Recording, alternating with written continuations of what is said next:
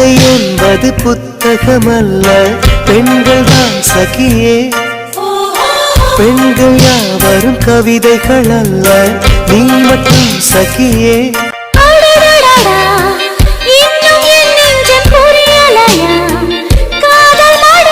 இது என்னடி இதயம் வெளியேறி அலைகின்றதே, காதல் இதுவா?